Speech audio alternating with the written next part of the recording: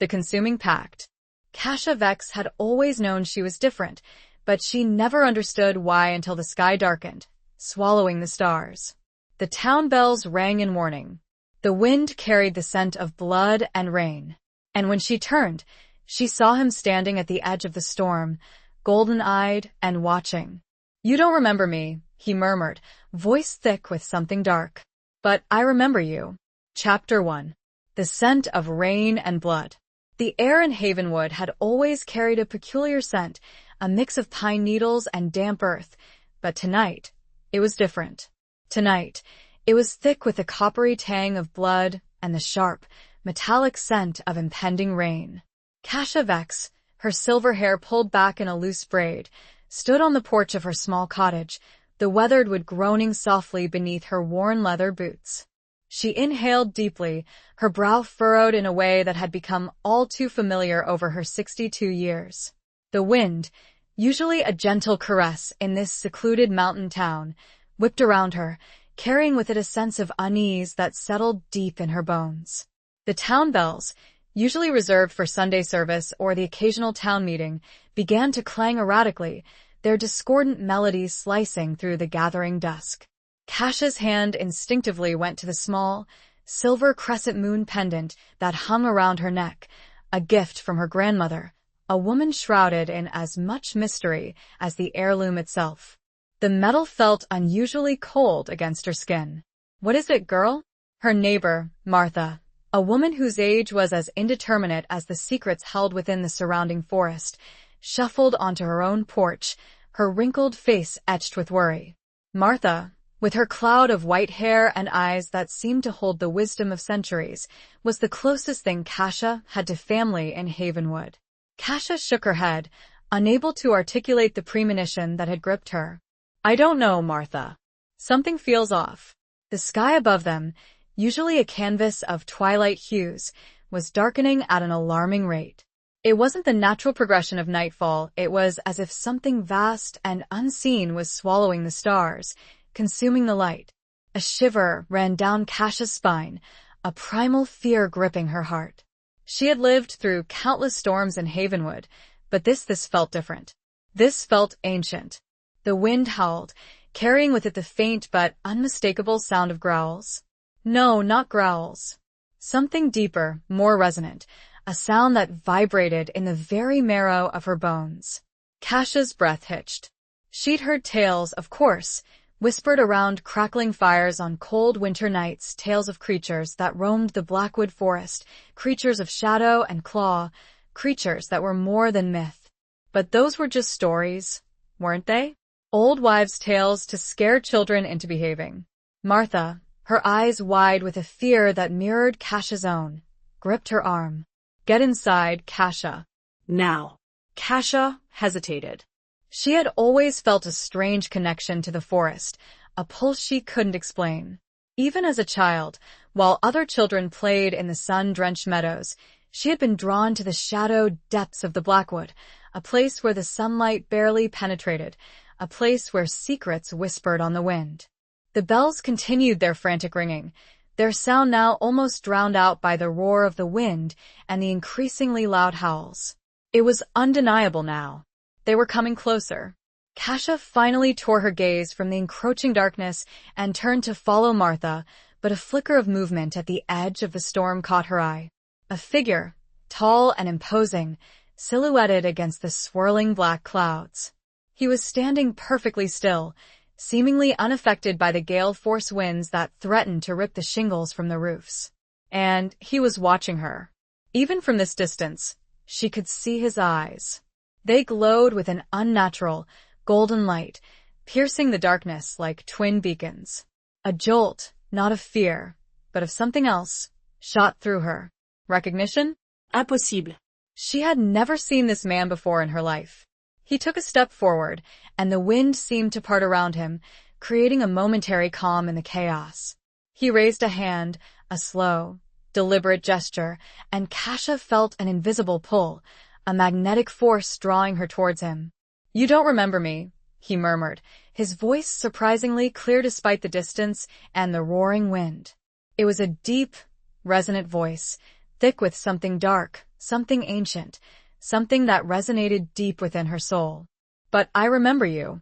His words were like a key unlocking a door in her mind, a door she hadn't even known existed. Images flashed behind her eyes: a moonlit forest, a silver ring, a whispered promise, a face blurred by time and shadow. But the images were fleeting, gone before she could grasp them, leaving behind only a lingering sense of longing. Martha's panicked voice broke through the strange spell that had fallen over her. Kasha. "Get inside, damn it. He's one of them." One of them? Kasha's mind struggled to reconcile the fear in Martha's voice with the familiarity she felt emanating from the golden-eyed stranger. He didn't feel dangerous. He felt inevitable. He lowered his hand, and the wind surged again, whipping Kasha's hair around her face, obscuring her vision. When she finally managed to blink the stinging rain from her eyes, he was gone. The storm raged on, but the figure had vanished as quickly as he had appeared, leaving Kasha standing alone on her porch, the scent of blood and rain heavy in the air, and a question burning in her heart. Who was he, and why did he feel so familiar? The silver crescent moon pendant, cold and heavy against her chest, pulsed with a faint, almost imperceptible warmth. Chapter 2.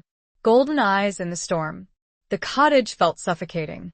The sturdy wooden walls, usually a comfort against the wildness of the mountain, now seemed to press in on Kasha. Martha's frantic whispers, fueled by fear and old legends, only amplified the unease that had taken root deep within her. Their cursed Kasha. The Blackwood clan.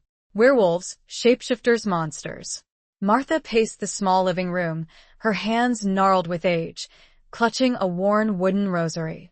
The flickering candlelight cast dancing shadows on the walls, making the familiar objects seem strange and menacing. "He was one of them, I tell you." I saw his eyes, that golden glow. Kasha sat by the hearth, the fire providing little warmth against the chill that had settled in her bones. She couldn't shake the image of the man from her mind, the way he had looked at her, the strange resonance of his voice, the unsettling familiarity that tugged at the edges of her memory. "But he didn't seem to want to hurt me," Kasha murmured, more to herself than to Martha. He said he remembered me." Martha stopped her pacing and stared at Kasha, her eyes wide with disbelief. "Remembered you? Child, you've lived a quiet life here in Havenwood. You haven't left these mountains in forever. How could a creature like that possibly remember you?" Kasha didn't have an answer. She had lived a quiet life. A solitary life, filled with the rhythms of nature and the quiet companionship of books and her own thoughts. She tended her small garden, sold her handcrafted herbal remedies at the weekly market, and avoided the whispers and curious glances of the townspeople. She was the strange woman on the hill, the one who preferred the company of the forest to the company of people. But the man's words, they had awakened something within her, a sense of something missing, something lost, a forgotten piece of herself. The storm raged outside, the wind howling like the very creatures Martha feared. Kasha rose and walked to the window, peering out into the swirling darkness. The rain lashed against the glass, blurring the world outside into an indistinct watercolor of gray and black. She saw him again. He was standing at the edge of the woods, just beyond the reach of the flickering lamplight that spilled from her window. He was closer now, and she could see him more clearly. He was tall, powerfully built, with broad shoulders and a stance that exuded both strength and a strange kind of grace. His hair was dark, the color of raven's wings, and it was plastered to his forehead by the rain. But it was his eyes that held her captive. They glowed with that same unnatural golden light, but now she could see something else in their depths, a sadness, a weariness, a hint of something human. He didn't move, didn't speak. He simply stood there, watching her, his gaze intense and unwavering. Kasha felt a strange pull, a compulsion to go to him, to step out into the storm and bridge the distance that separated them. Martha's sharp intake of breath broke the spell. Kasha, don't even think about it. Kasha turned back to Martha, her heart pounding in her chest. "He's not going to hurt me," she said, her voice surprisingly steady. She wasn't sure how she knew, but she did. It was a certainty that settled deep within her soul, a knowledge that transcended logic and fear. You don't know that. Martha cried, her voice trembling. They're dangerous, Kasha. They're not like us. Kasha looked back at the window. The man was still there, his golden eyes fixed on hers. She felt a strange mixture of fear and fascination. He was a creature of myth, a being from the stories she had dismissed as folklore. And yet he was also something more. Something that resonated with a part of her she had long kept hidden, a part of her that yearned for something she couldn't name. I have to talk to him, Kasha said, her voice barely a whisper. Before Martha could stop her, Kasha unbolted the door and stepped out into the storm. The wind tore at her clothes, the rain instantly soaking her to the bone. She stumbled forward, her eyes fixed on the man at the edge of the woods. He didn't move as she approached, his gaze unwavering. As she drew closer, she could see the details of his face, the strong jawline, the high cheekbones, the faint lines etched around his eyes, evidence of a life lived hard. A life filled with what? Sorrow? Loss? She stopped a few feet away from him, the wind and rain whipping around them like a living entity. The scent of him reached her now, a musky, earthy scent, overlaid with the sharp tang of ozone and something else, something wild and untamed. Who are you? Kasha asked, her voice barely audible above the roar of the storm. He tilted his head slightly, his golden eyes studying her with an intensity that made her breath catch in her throat. My name is Kalen, he said, his voice that same deep, resonant rumble that had reached her on the porch. And as I said, I remember you, Kasha Vex. Though you do not remember me, you carry the mark of the Blackwood. The crescent moon that it calls to us. It always has. He reached out, his fingers brushing lightly against the silver pendant that lay cold against her skin. The touch sent a jolt of electricity through her, a sensation both shocking and strangely familiar. What was this mark he spoke of, and what did it mean that it called to them? Chapter 3. Whispers of a Forgotten Past. The touch, fleeting as it was, lingered. Kasha felt the imprint of Kalen's fingers on her skin long after he had withdrawn his hand. The silver crescent moon pendant, usually cool to the touch, now throbbed with a faint warmth, mirroring the unsettling flutter in her chest. The mark of the Blackwood? Kasha repeated, her voice barely a whisper above the wind's howl. She instinctively touched the pendant, her fingers tracing its familiar curves. I don't understand. Kalen's golden eyes, luminous in the storm-racked night, softened with something akin to pity. You will, he said, his voice low and rumbling. In time. But not here. Not now. He glanced back towards a cottage, where Martha's silhouette was visible through the rain-streaked window, her figure rigid with fear and disapproval. She won't let you hear the truth. She clings to the old fears, the old lies. Kasha hesitated. She had trusted Martha her entire life. Martha was her anchor, her connection to the world, the one person who had never judged her for her differences.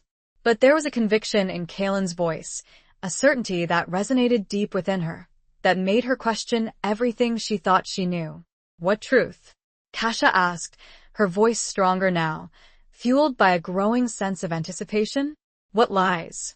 Kalen stepped closer, the storm seeming to abate slightly around him, creating a pocket of relative calm in the chaos. He smelled of the forest, of rain and earth, and something wilder, something that both frightened and intrigued her.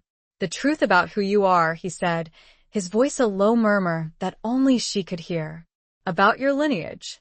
About the power that flows through your veins. Power? Kasha had always felt different. She had a connection to nature that others didn't seem to possess. She could sense the subtle shifts in the weather, the hidden energies of the earth. She could heal with her hands, soothe troubled minds with her words. But she had always attributed these abilities to her solitary life, to her close connection to the natural world. She had never considered them power. I don't understand, Kasha repeated, feeling a growing sense of unease, a sense of being on the precipice of something vast and unknown. Kalen reached out again, this time taking her hand in his.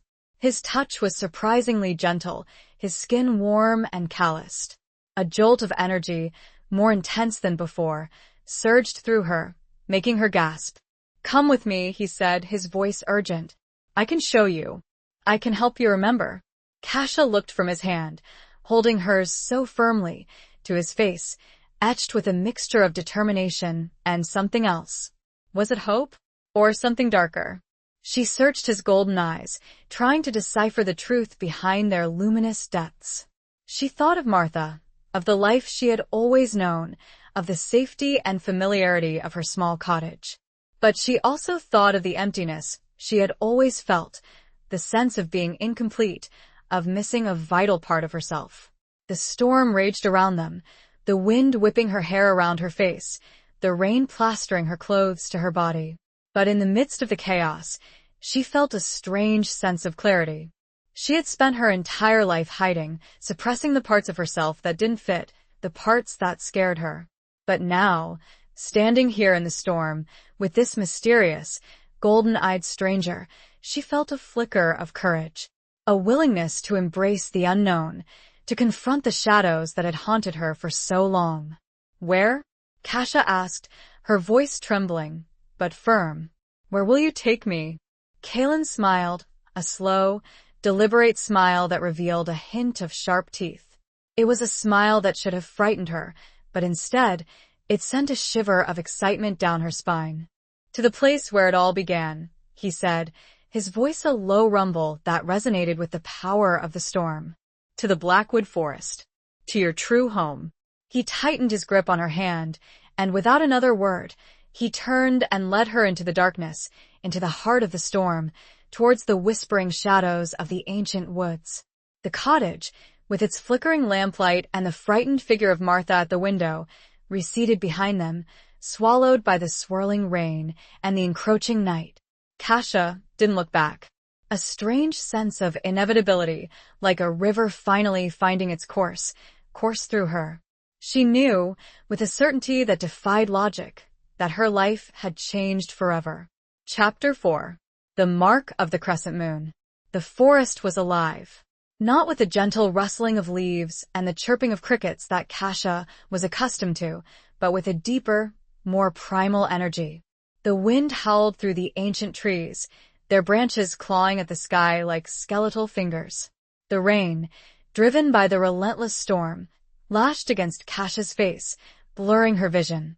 But through it all, she felt Kaelin's hand, warm and strong, guiding her through the treacherous terrain. He moved with a speed and agility that defied his size, navigating the tangled undergrowth with an ease that suggested an intimate knowledge of the forest. Kasha struggled to keep up, her lungs burning, her legs aching, but she didn't complain. She was driven by a desperate need to understand, to uncover the secrets that Kaelin promised lay hidden within the heart of the Blackwood. As they moved deeper into the forest, the scent of pine and damp earth intensified, mingling with the musky, animal scent that clung to Kaelin. It was a scent that should have repelled her, but instead, it drew her in, awakening a primal instinct within her, a sense of recognition. Finally, after what seemed like an eternity, Kaelin stopped. They were in a small clearing, surrounded by towering trees that formed a natural cathedral, their branches interwoven overhead, blocking out most of the rain. In the center of the clearing stood a massive, ancient oak, its trunk wider than Kasha's cottage, its branches reaching towards the sky, like the arms of a giant. Kaelin released her hand, and Kasha felt a pang of loss. She had become accustomed to his touch, to the strange sense of security it provided. He turned to face her, his golden eyes glowing in the darkness. "This is a sacred place," he said, his voice hushed with reverence. "A place of power. A place where the veil between worlds is thin." Kasha looked around, her eyes wide with awe and trepidation. She could feel the energy of the place, a palpable hum that vibrated in the air, that resonated deep within her bones. It was a feeling both exhilarating and terrifying. "Well, what kind of power?" Kasha asked, her voice trembling. Kaelin gestured towards the ancient oak. "The power of the earth," he said. "The power of the moon. The power of the wolf." The word hung in the air, heavy with meaning. Kasha's hand instinctively went to the crescent moon pendant, her fingers tracing its familiar shape. The mark, Kalen said, his eyes fixed on the pendant. It's more than just a trinket, Kasha. It's a symbol, a connection, a legacy. He reached out and gently touched the pendant, his fingers brushing against her skin. The familiar jolt of energy surged through her, but this time, it was accompanied by a flood of images, a rush of memories that were not her own, yet felt intimately familiar. She saw a woman, tall and proud, with silver hair and piercing blue eyes, standing in this very clearing, bathed in the light of the full moon. She saw the woman raise her hands to the sky, chanting in a language Kasha didn't understand, but felt deep within her soul.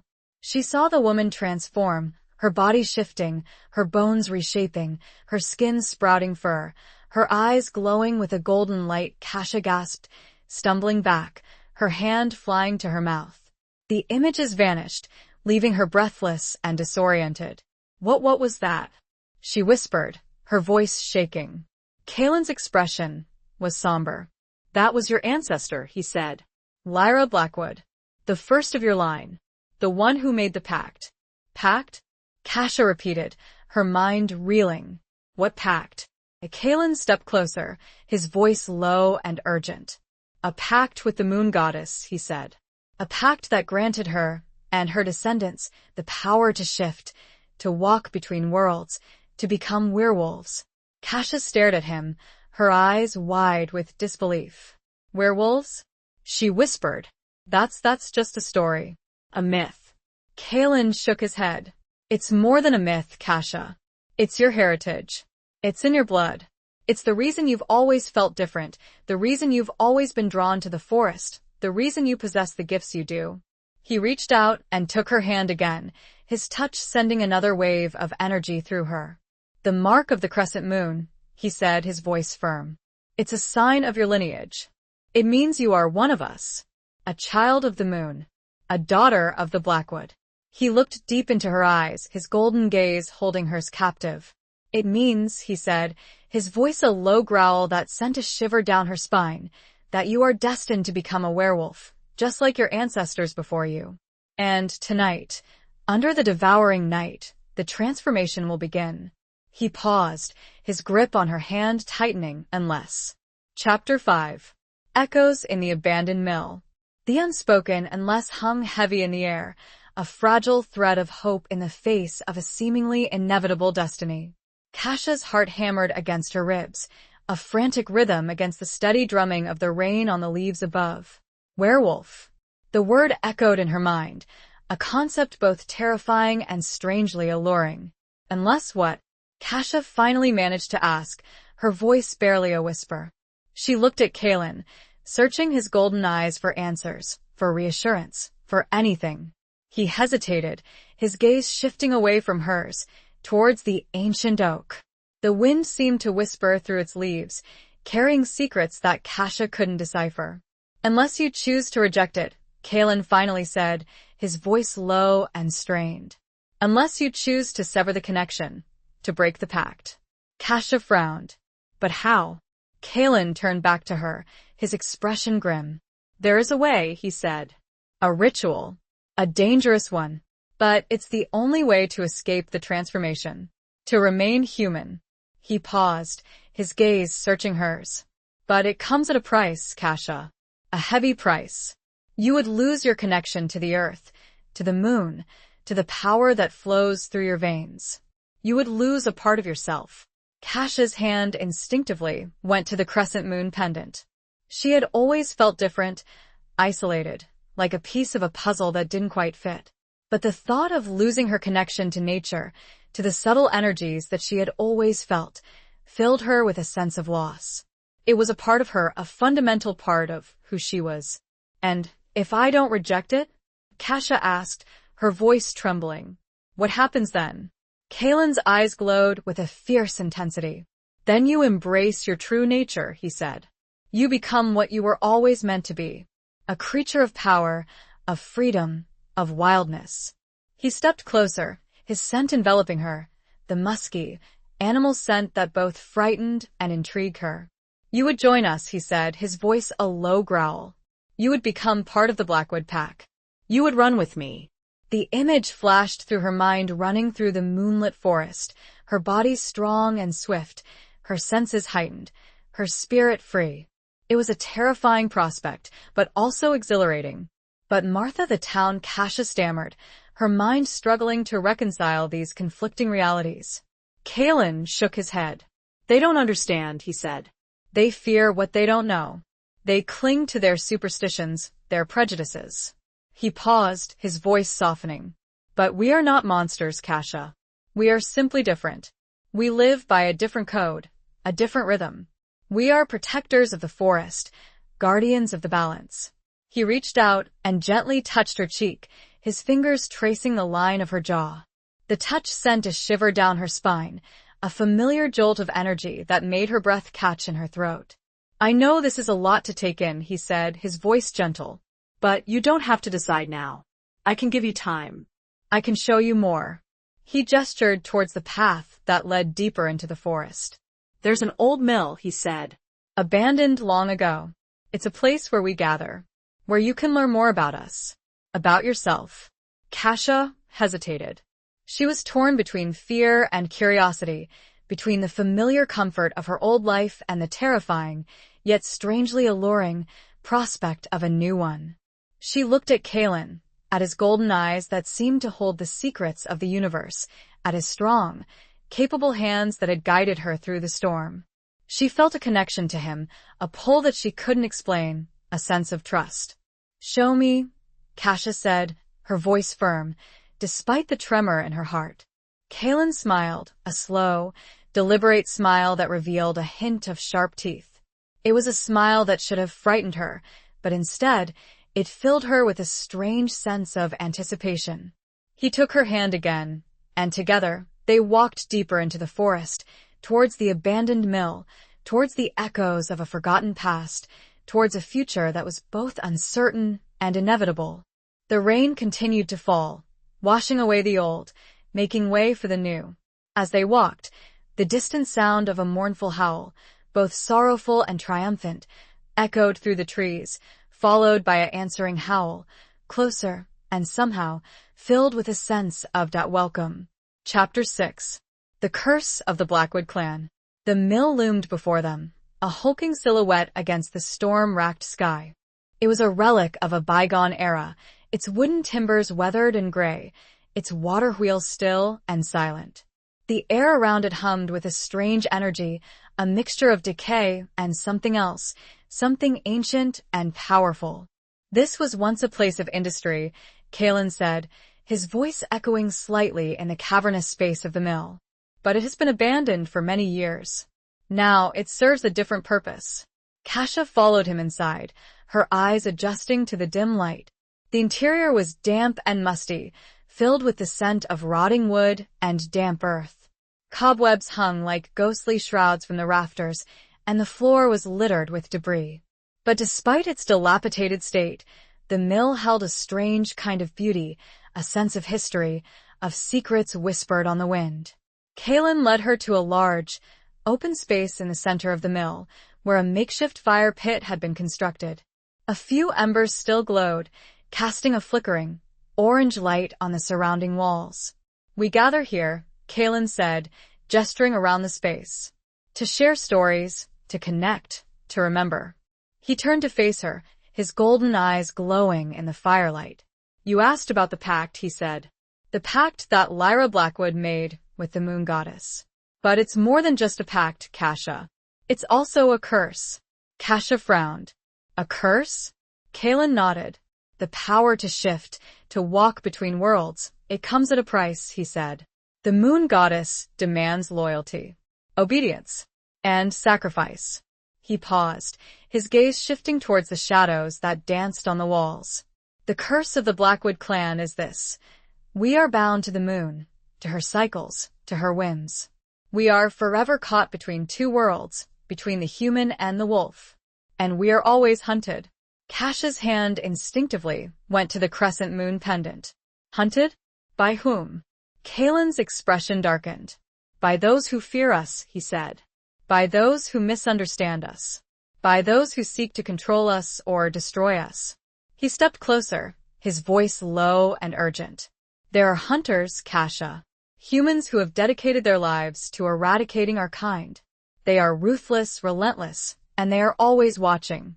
Kasha shivered, a cold dread creeping into her heart. She had always felt safe in Havenwood, protected by the isolation of the mountains. But now, she realized that the world was far more dangerous, far more complex, than she had ever imagined. But why?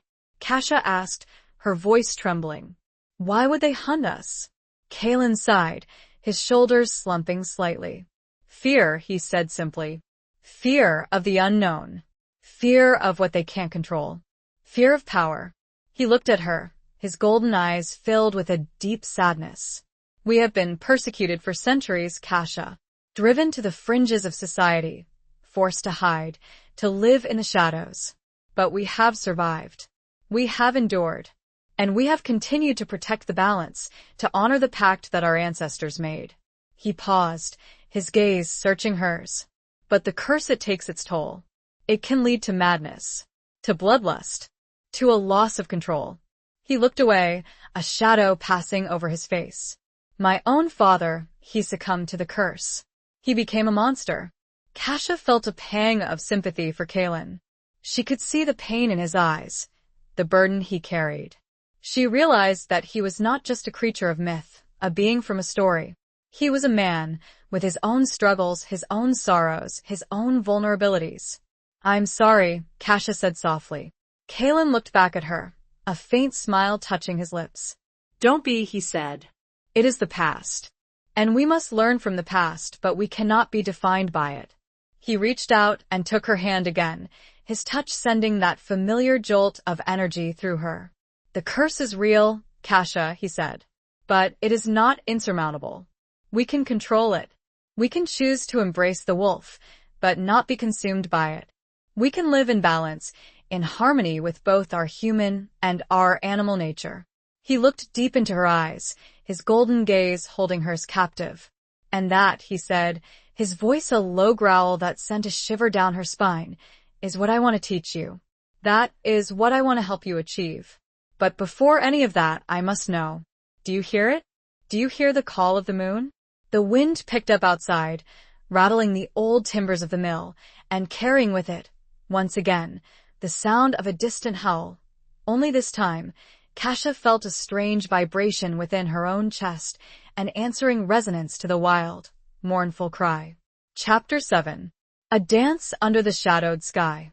The howl resonated deep within Kasha, a vibration that seemed to awaken something primal, something long dormant within her. It wasn't just a sound, it was a feeling, a pull, a yearning for something she couldn't name, something wild and free. I think so, Kasha whispered, her voice trembling. She looked at Kalen, her eyes wide with a mixture of fear and excitement. He smiled, a slow, knowing smile that revealed a hint of his sharp teeth. Good, he said. That means the connection is strong. That means you are ready. Ready for what? Kasha wasn't sure. But she knew that she couldn't turn back now. She had come too far, learned too much. She had to see this through, to understand the truth about herself, about her heritage, about the power that flowed through her veins. Kalen released her hand and stepped back, gesturing towards the open space in the center of the mill. Tonight, he said, we dance. Kasha frowned. Dance? Kalen nodded. It's a ritual, he said. A way to connect with the moon, with the wolf, with each other. He began to move, his body swaying rhythmically, his movements fluid and graceful. He was like a wild animal, untamed and free, yet possessed of a strange elegance. Kasha watched him, mesmerized. Come, he said, his voice a low murmur. Join me. Kasha hesitated. She had never been much of a dancer. She had always felt awkward, self-conscious, out of place. But there was something about Kalen's movements, something about the energy that radiated from him, that drew her in, that made her want to let go. She took a tentative step, then another, mimicking his movements. At first, she felt clumsy, stiff, but gradually, she began to loosen up, to feel the rhythm of the dance, the pulse of the earth beneath her feet. Kalen moved closer, his golden eyes fixed on hers. He reached out and took her hands, his touch sending that familiar jolt of energy through her. They began to dance together, their bodies moving in sync, their steps echoing in the cavernous space of the mill. The rain had stopped, and through the gaps in the roof, Kasha could see the moon, partially obscured by clouds, casting a pale, ethereal light on the scene. The air was thick with the scent of damp earth, of rotting wood, of Kalen. As they danced, Kasha felt a strange transformation taking place within her. Her senses sharpened, her body felt lighter, stronger, more alive. She could hear the rustling of leaves in the forest, the scurrying of small animals, the distant howl of a wolf. She could smell the subtle scents of the night, the damp earth, the pine needles, the musk of Kalen. She felt a connection to him, a deep, primal connection that transcended words, that transcended logic. She felt safe. She felt free. The dance intensified, their movements becoming faster, more frenzied. Kasha felt a surge of energy coursing through her veins, a power that she had never experienced before. She felt wild. She threw back her head and laughed, a sound that was both joyous and untamed. It was a sound she had never made before, a sound that came from deep within her, from the part of her that had always been hidden, suppressed.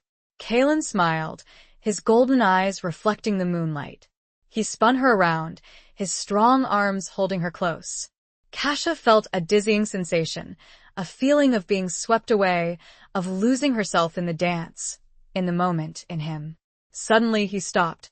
The music, the rhythm, the wild energy, it all ceased. Kasha stumbled, her breath coming in ragged gasps. She looked at Kalen, her eyes questioning.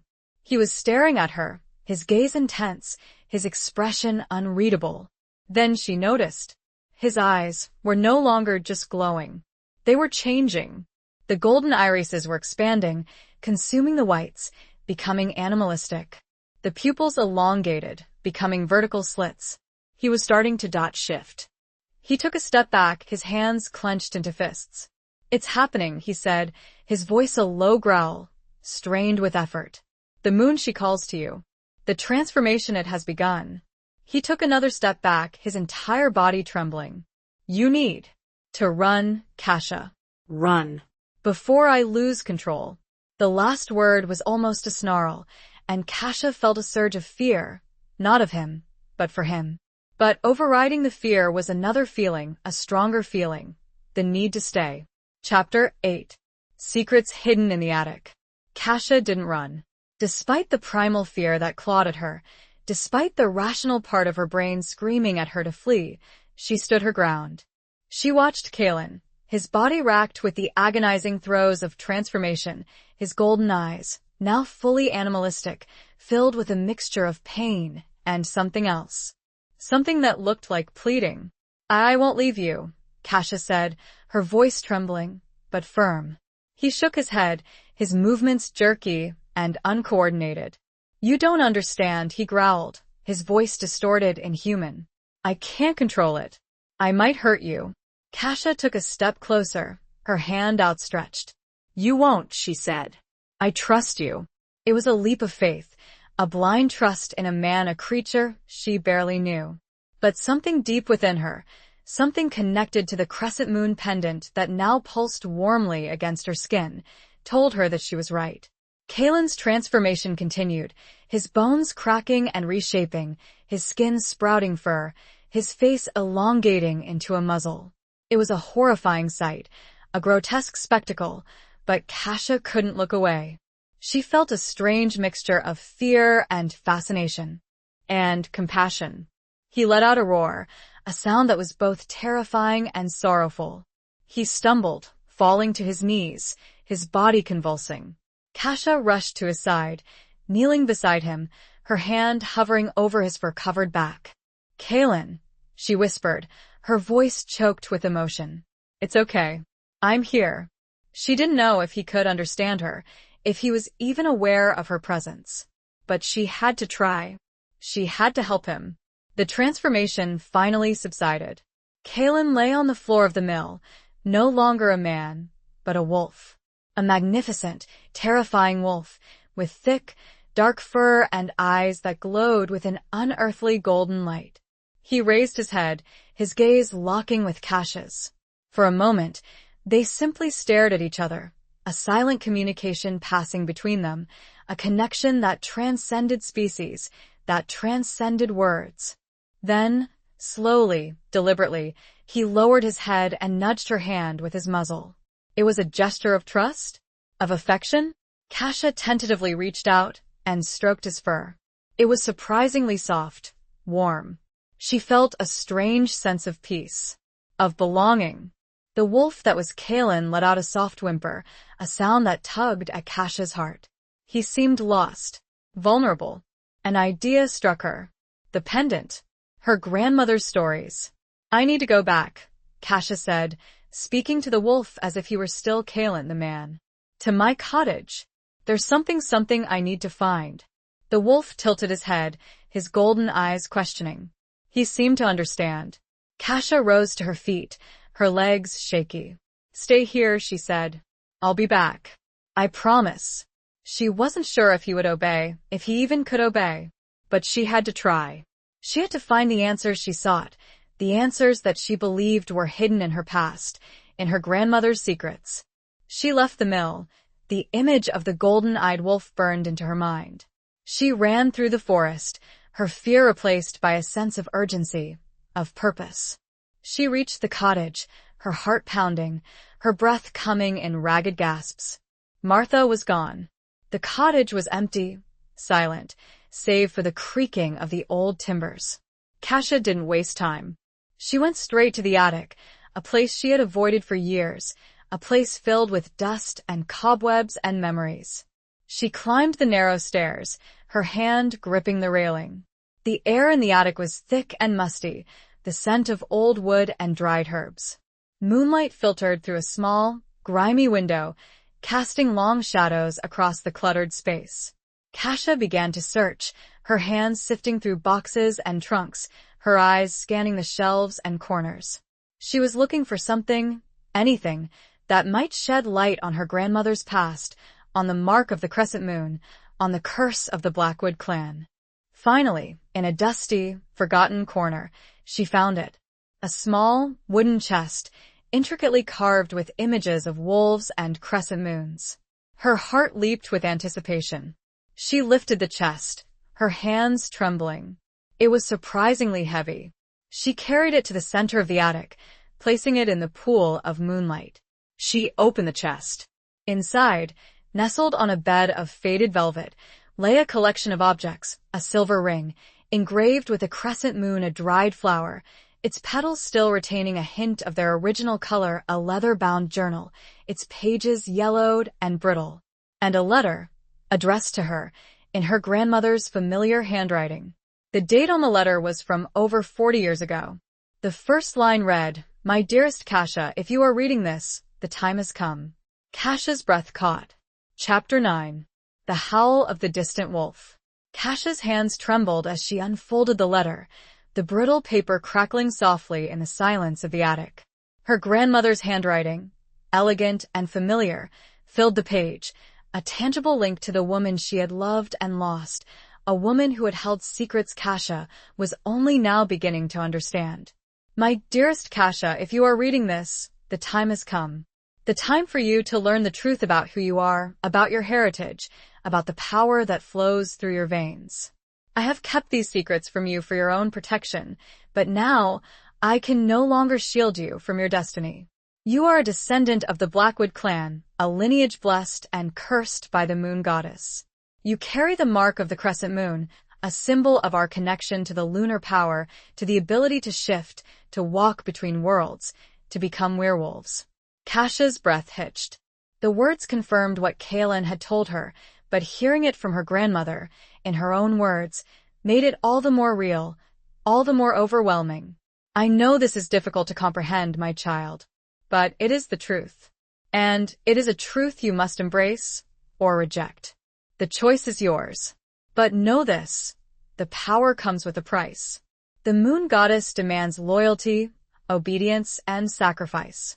The curse of the Blackwood clan is this: we are bound to the moon, to her cycles, to her whims. We are forever caught between two worlds, between the human and the wolf. And we are always hunted. Kasha's eyes scanned the page, her heart pounding in her chest. She read about the hunters, about the dangers, about the struggle to maintain balance, to control the wolf within. She read about her grandmother's own transformation, about her life as a werewolf, about her love for a man who was not of her kind, a man who had been killed by hunters. I chose to leave the pack, Kasha, the letter continued, to protect you, to give you a chance at a normal life. But I knew that one day, the moon would call to you. That one day, you would have to face your destiny. The journal contains more details, more secrets. The ring is a key, a connection to our ancestors. The flower, it is a symbol of hope, of resilience, of the enduring power of love. I love you, my child. Always. And I will be watching over you, from the other side of the veil. Your grandmother, Lyra. Kasha closed her eyes, tears streaming down her face. She clutched the letter to her chest, her heart aching with grief and understanding. Her grandmother had sacrificed everything for her, had kept these secrets to protect her. But now, the time for secrets was over. She opened the journal, its pages filled with her grandmother's meticulous handwriting. She began to read, devouring the words, immersing herself in the history of her lineage, in the lore of the werewolves, in the magic and the mystery of the Blackwood clan. She learned about the different types of werewolves, about the pack hierarchy, about the rituals, about the challenges. She learned about the importance of balance, of controlling the wolf within, of embracing both the human and the animal nature. She spent hours in the attic, lost in her grandmother's journal, lost in the past, lost in the possibilities. The moon climbed higher in the sky, its pale light illuminating the pages, illuminating the truth. As she read, she heard it. A howl. A distant howl, carried on the wind. It was Kalen. She knew it instinctively. She closed the journal, her heart pounding. She had to go back to him. She had to help him. She had to embrace her destiny. She gathered the objects from the chest, the ring, the flower, the journal, and placed them in a small pouch that she tied around her waist. She took one last look around the attic, at the dust and the cobwebs and the memories. She descended the stairs, her steps firm, her resolve strengthened. She was no longer the scared, solitary woman who had lived in the shadows. She was Kasha Vex, a descendant of the Blackwood clan, a child of the moon, a werewolf. She opened the door and stepped out into the night. The air was cool and crisp, the scent of pine and damp earth filling her lungs. She took a deep breath and began to run, towards the forest, towards the abandoned mill, towards Kalen. As she ran, she felt a strange sensation, a tingling in her skin, a shift in her bones, a quickening. The moon was full, its power at its peak. And Kasha Vex, for the first time in her life, felt the pull of the wolf, not as a curse, but as a promise. She heard another howl, closer this time, and it was answered, not by a distant echo, but by a rising, answering sensation within her, a feeling that was not quite a sound, but a vibration, a yearning, a call. Chapter 10. Betrayal and Broken Trust. The run back to the mill felt different this time. It wasn't the desperate, fear-fueled flight of before. It was a purposeful stride, imbued with a newfound sense of belonging. Kasha's senses were heightened. Her body felt stronger, more agile. The forest, once a place of shadows and fear, now felt welcoming. She reached the mill, her breath coming in steady gasps, her heart pounding with anticipation. She found Kalen, still in his wolf form, lying near the extinguished fire pit. He raised his head as she approached, his golden eyes locking with hers. He whined softly, a sound of relief. Of recognition? Kasha knelt beside him, stroking his fur, her touch gentle, reassuring. "I'm back," she whispered. "I know I understand now." She showed him the objects from the chest, the ring, the flower, the journal. She told him about her grandmother's letter, about her grandmother's life, about the secrets she had kept. The wolf that was Kaelin listened, his golden eyes never leaving her face. He seemed to understand. As Kasha spoke, she felt a growing sense of connection to him, a bond that transcended their different forms, that transcended words. She felt safe. She felt loved. Suddenly, a noise broke the silence. A twig snapping. A footstep on the dry leaves.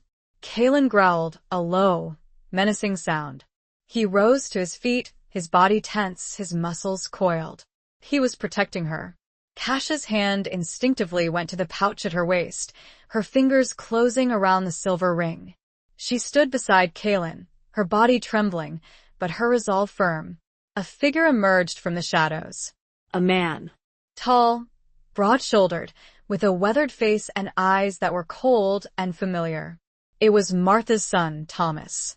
A man Kasha had known her entire life, a man she had considered a friend. Thomas? Kasha whispered, her voice choked with disbelief. What are you doing here? Thomas didn't answer. He simply stared at Kaelin, his eyes filled with a mixture of fear and hatred. He raised his hand, revealing a weapon. A crossbow, loaded with a silver-tipped arrow. You, Thomas said, his voice trembling. You're one of them. A monster. Kasha stepped in front of Kaelin, shielding him with her body. No, she said. He's not a monster. She didn't know what to say. How could she explain the complexities of Kaelin's nature, the curse of the Blackwood clan, the connection she felt to him? He's dangerous, Kasha, Thomas said, his voice urgent. He'll hurt you. He'll turn you. He won't, Kasha said, her voice firm. He's protecting me. Thomas shook his head. You don't understand, he said. They're all the same. They're all evil. He raised the crossbow, aiming it at Kaelin. Kasha felt a surge of panic, of rage. Don't, she cried. But it was too late. Thomas fired. The arrow flew through the air, straight towards Kaelin. Kaelin roared, a sound of pain and fury. He lunged, knocking Kasha to the ground, shielding her from the arrow. The arrow struck Kaelin in the shoulder. He staggered, but he didn't fall. He turned to face Thomas, his golden eyes blazing with rage. He was about to attack, to retaliate, but Kasha stopped him. No, Kaelin, she cried. Don't. She scrambled to her feet, placing herself between Kaelin and Thomas. He's my friend, she said, her voice pleading. He doesn't understand. Kaelin hesitated, his body trembling with the effort to control his rage, to control the wolf. He looked at Kasha, his golden eyes filled with conflict. Thomas lowered the crossbow, his face pale, his hands shaking. Kasha, he whispered. I didn't know. I thought. He looked at Kaelin, at the arrow protruding from his shoulder, at the blood that stained his fur. He looked ashamed. Kasha felt a wave of disappointment, of betrayal. She had trusted Thomas. She had considered him a friend, but he had tried to kill Kaelin. He had broken that trust. Go, Thomas, Kasha said, her voice cold. Just go. Thomas didn't argue. He turned and fled, disappearing into the shadows. Kasha turned back to Kaelin, her heart aching with a mixture of relief and sorrow. She knelt beside him, examining his wound. The arrow was deep, but it hadn't hit anything vital. I need to get this out, she said, her voice trembling. She reached for the arrow, her hands shaking. She knew that it would hurt him, that it would be agonizing. But she had to do it. She took a deep breath and pulled. Kaelin let out a howl of pain, a sound that tore at Kasha's heart. But she didn't stop. She pulled the arrow free, discarding it on the ground. She used a strip of cloth from her dress to bandage the wound, her hands gentle, her touch soothing. The wolf that was Kaelin watched her, his golden eyes filled with gratitude, with love. As she finished bandaging his wound, a single tear trickled from the corner of one golden eye. Above them both, the clouds parted fully, revealing the stark light of the full moon. The pull of the moon, stronger than ever before, tugged on Kasha with such immense force that she stumbled. The transformation had begun. Chapter 11. The Ritual of the Binding. The moonlight bathed Kasha in its silvery glow, and she felt it a deep, visceral pull, a shifting and rearranging within her very bones. It wasn't painful, not exactly, but it was overwhelming. It was like being caught in a riptide, swept away by a force far greater than herself. She stumbled, her hands flying out to steady herself, and found purchase on Kalen's fur. He was still in his wolf form, watching her with those luminous golden eyes, now filled with a knowing concern. He whined softly, a low rumble in his chest. "It's happening," Kasha gasped, her voice strained. She could feel her senses sharpening, her hearing becoming more acute, the scent of the forest filling her nostrils with an intensity she had never experienced before. Kalen nudged her with his muzzle, a silent communication, a reassurance. He knew what she was going through. He had been through it himself. Kasha looked at him, her eyes wide with a mixture of fear and exhilaration. This was it. This was the moment she had been both dreading and anticipating. The moment she would become a werewolf. But something felt wrong. The transformation was happening too fast, too intensely. It felt uncontrolled. She remembered her grandmother's journal, the warnings about the curse, about the dangers of losing control, of becoming a monster. "Kalen," she whispered, her voice trembling. It's too much. I can't control it." The wolf that was Kalen seemed to understand. He nudged her again, urging her to move, to follow him. He turned and began to lope towards a dark corner of the mill, where a pile of stones lay hidden beneath a tattered tapestry. Kasha followed, her body feeling strange, alien. She could feel her bones shifting, her muscles stretching, her skin tingling. She stumbled again, falling to her knees. Kalen stopped, turning back to her, his golden eyes filled with urgency. He nudged the tapestry with his nose, revealing the stones beneath. Kasha recognized them. They were moonstones, shimmering with a pale, ethereal light. She had seen them in her grandmother's journal, described in the section on rituals. This was the ritual of binding, a way to control the transformation, to anchor the wolf to the human, to maintain balance. Kasha crawled towards the stones, her hands reaching out, her fingers trembling. She had to do this. She had to control the wolf. She arranged the stones in a circle, following the instructions from her grandmother's journal, her mind racing, her body transforming. She placed the silver ring, her grandmother's ring, in the center of the circle. She took the dried flower, the symbol of hope, and crushed it in her hand, releasing its faint, sweet scent. She began to chant, the words coming to her instinctively, a language she didn't understand, but felt deep within her soul. It was the language of her ancestors, the language of the Blackwood clan, the language of the moon. The moonstones began to glow, their light intensifying, bathing the circle in a silvery aura. Kasha felt a surge of power, a connection to the moon, to the earth, to Kalen. The transformation slowed, the agonizing shifts in her body becoming less intense, more manageable. She could feel the wolf within, wild and powerful, but she could also feel her human self, holding on, anchoring her, guiding her. Kalen watched her, his golden eyes filled with pride, with relief. The chanting continued, the power building, the connection strengthening. Kasha felt a sense of peace, of control. Finally, the chanting subsided. The moonstones dimmed, their light fading. The transformation was complete. Kasha looked down at her hands. They were no longer human hands. They were paws, covered in thick, silver fur. She looked at her arms, her legs, her body. She was a wolf. A beautiful, powerful wolf, with fur the color of moonlight and eyes that glowed with a faint, golden light. She raised her head and howled, a sound that was both joyous and mournful. It was the howl of a wolf, but it was also the howl of Kasha Vex, a woman who had embraced her destiny, who had found her true self, who had become one with the moon. Kalen answered her howl, a deep, resonant sound that echoed through the mill. He approached her, his movements graceful, his eyes filled with love.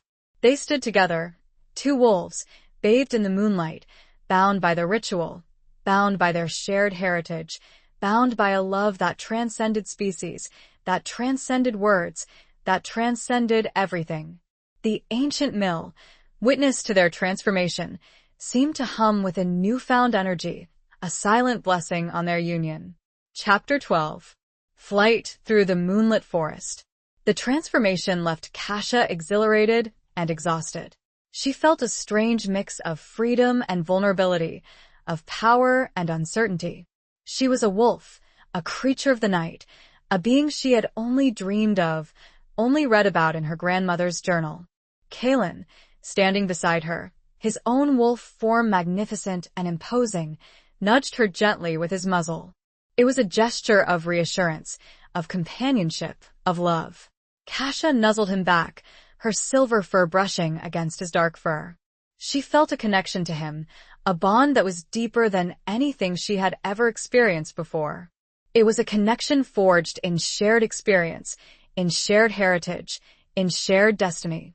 But the euphoria of the transformation was short-lived. A distant sound broke the silence, a sound that sent a chill down Kasha's spine. The baying of hounds. Kalen growled a low, menacing sound. He knew what it meant. The hunters. They had found them.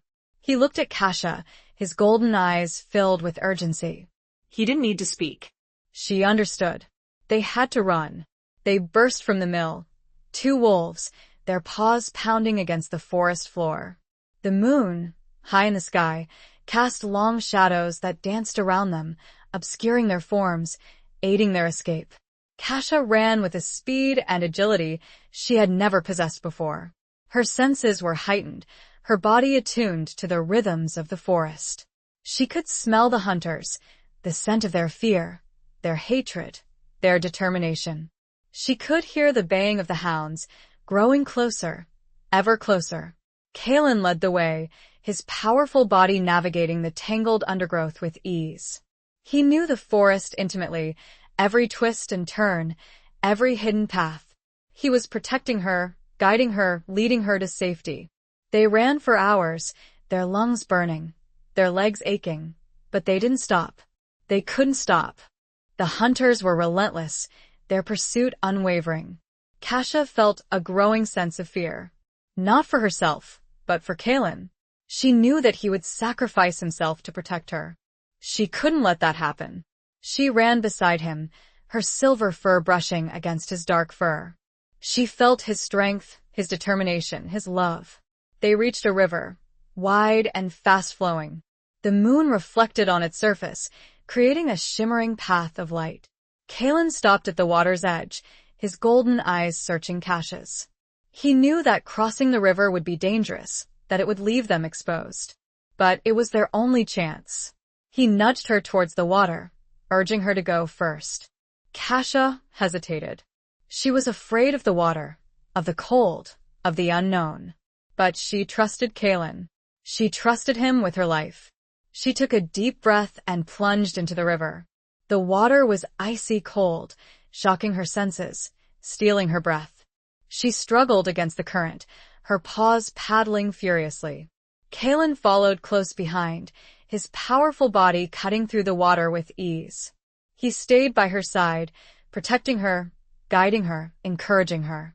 They reached the other side, soaked and shivering, but safe. For now. They shook the water from their fur, their bodies trembling with cold and exhaustion. They looked back across the river, at the dark forest on the other side. The baying of the hounds was fainter now, but still audible. The hunters were still out there. They wouldn't give up. Kalen looked at Kasha, his golden eyes filled with determination. He knew that they couldn't stay here. They had to keep moving.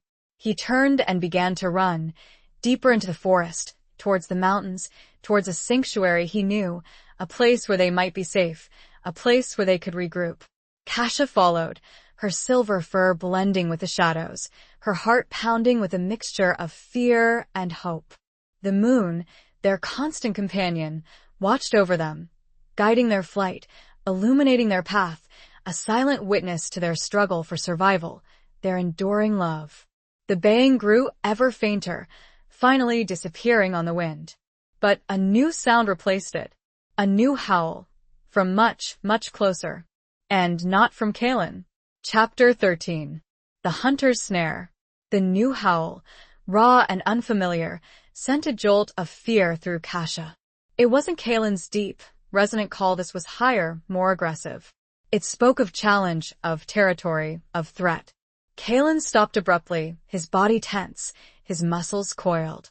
He sniffed the air, his golden eyes scanning the surrounding forest. He knew this howl. He knew this wolf. "It's Ronan," he growled, his voice low and menacing. "He's one of us. But he's not friendly." Kasha remembered the name from her grandmother's journal. Ronan Blackwood. A distant relative, a rogue wolf, known for his brutality, his ambition, his hunger for power. He had challenged Kalen's father for leadership of the pack and had been banished. "What does he want?" Kasha whispered, her voice trembling. Kalen didn't answer. He knew what Ronan wanted. He wanted revenge. He wanted to reclaim what he believed was rightfully his. And he wanted Kasha. Ronan emerged from the shadows, his wolf form large and imposing, his fur a dark, almost black, color. His eyes glowed with a fierce, amber light, filled with malice and desire. He circled them, his movements slow and deliberate, his gaze fixed on Kasha. He was assessing her, sizing her up like a predator stalking its prey. Well, Ronan howled, his voice a chilling rasp. "What have we here?" "Kalen, my old rival. And a new recruit, it seems. A pretty one, too." Kalen stepped in front of Kasha, shielding her with his body. "Leave her alone, Ronan," he growled. "She's not part of this." Ronan laughed, a harsh, guttural sound. "She's Blackwood, isn't she?" he howled. "She carries the mark. She belongs to the pack. And I am the rightful leader of the Blackwood pack." He lunged at Kalen, his jaws snapping, his claws extended. Kalen met his attack, their bodies colliding with a sickening thud. They wrestled, snarling and snapping, their fur flying, their claws tearing at each other's flesh. Kasha watched in horror, her heart pounding in her chest. She wanted to help Kalen, but she didn't know how. She was still new to this, still learning to control her wolf form, still vulnerable. Ronan was stronger, more experienced, more ruthless. He had the advantage. He was slowly gaining ground, forcing Kalen back, driving him towards the edge of a cliff. Kasha knew that she had to do something. She couldn't just stand here and watch Kalen be killed. She remembered the silver ring, her grandmother's ring, the key to her ancestors' power. She slipped it onto her paw, her fur brushing against the cold metal. She felt a surge of energy, a connection to the moon, to the earth, to her heritage. She focused her mind, her will, her power. She remembered the ritual of binding, the chanting, the connection to the wolf within. She channeled that power, that connection, that rage. She let out a howl, a sound that was both fierce and defiant. It was a challenge, a warning, a promise. Ronan paused, his attention momentarily diverted.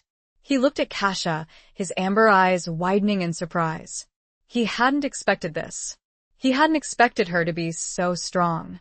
Kalen used the opportunity to break free, to regain his footing. He lunged at Ronan, his jaws closing around his throat. Ronan howled in pain and fury. He thrashed, trying to escape, but Kalen's grip was too strong. Kasha joined the fight, her silver fur blending with Kalen's dark fur. She attacked Ronan from the side, her claws raking his flank, her teeth sinking into his flesh. Together, they overwhelmed Ronan, driving him back, forcing him to retreat. He stumbled, his legs giving way, and he fell to the ground, defeated. He looked at Kalen, his amber eyes filled with hatred and fear. "This isn't over," he snarled. "I'll be back. And I'll take what's mine." He turned and fled, disappearing into the shadows, his howl fading into the distance. Kalen and Kasha stood together, panting, their bodies bruised and bleeding. They had won. For now. Kalen nudged Kasha gently with his muzzle, his golden eyes filled with gratitude, with love. Kasha nuzzled him back, her silver fur brushing against his dark fur. She felt a surge of relief, of pride. She had fought. She had protected Kalen. She had embraced her power. But they both knew this was far from over. High on a distant ridge, silhouetted by the full moon, a lone figure watched them, cloaked and unmoving. The figure raised a hand, and in it glinted the unmistakable silver of a crossbow bolt. Chapter 14. Scars of the Past, Hopes of the Future. The figure on the ridge, cloaked and menacing, sent a shiver of unease down Kasha's spine, even though she couldn't discern any details from this distance. The glint of silver, however, was unmistakable. Another hunter. The threat was constant, ever-present. Kaelin, sensing her unease, nudged her reassuringly. He, too, had seen the figure, but he knew they couldn't dwell on it now. They were wounded, exhausted, and exposed. They needed shelter, a place to heal, a place to plan.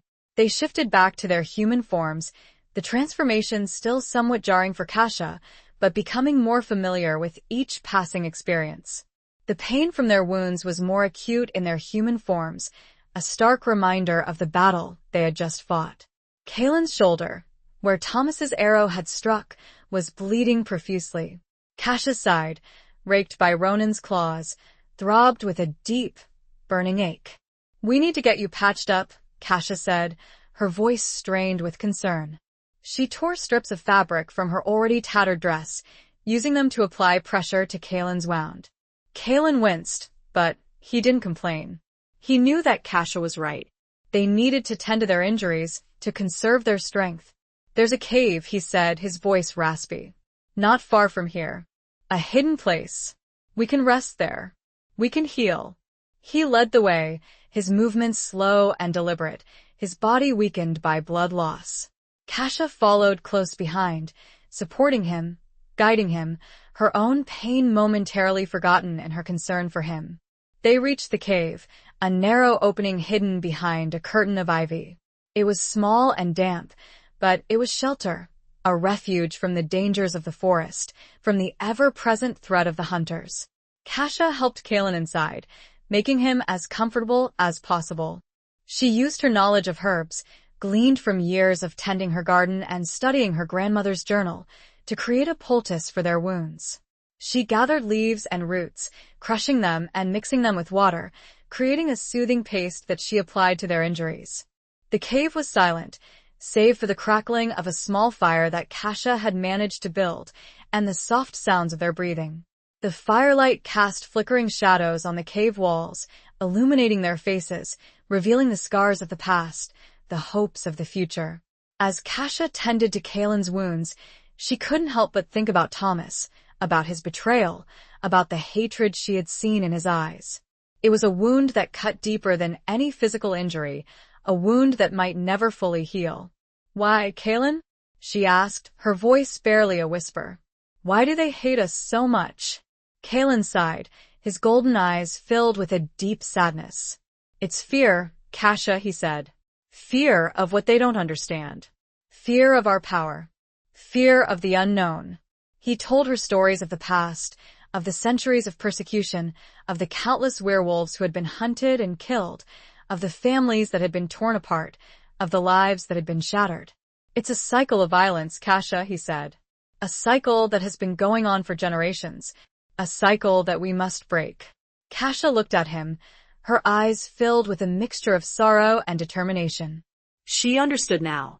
She understood the burden he carried, the responsibility he felt, the hope he clung to. "How?" she asked, her voice firm. "How do we break the cycle?"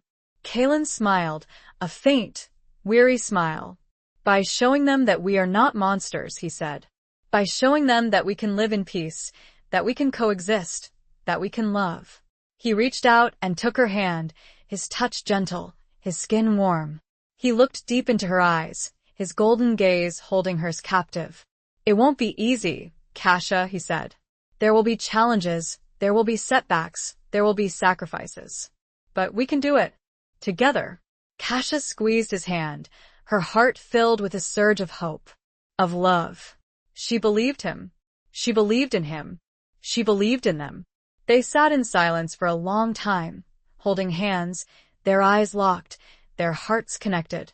The fire crackled, the shadows danced, the moon shone brightly outside, a silent witness to their bond, to their promise. As the night wore on, fatigue began to claim them. Kalen, weakened by blood loss, drifted off to sleep, his head resting on Kasha's lap. Kasha, exhausted but unable to sleep, kept watch, her senses alert, her hand resting protectively on Kalen's chest. She listened to his steady breathing, felt the rise and fall of his chest, and felt a surge of gratitude. He was alive. They were alive. And they would face the future together.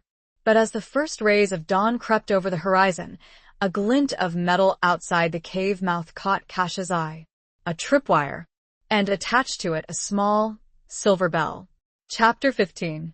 The Price of Forbidden Love. Kasha's heart leaped into her throat. The silver bell, glinting innocently in the early morning light, was a harbinger of danger, a silent alarm that would alert the hunters to their presence. She carefully disengaged herself from Kalen, gently laying his head on a makeshift pillow of moss and leaves.